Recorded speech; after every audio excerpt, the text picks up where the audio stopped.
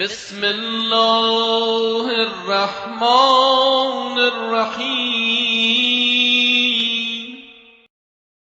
اللهم لا تؤاخذني فيه بالعثرات وأغلني فيه من الخطايا والهفوات،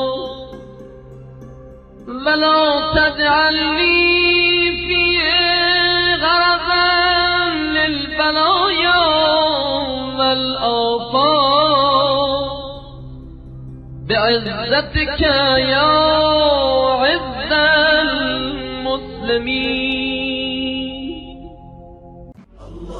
اللهم صل وسلم وزد وبارك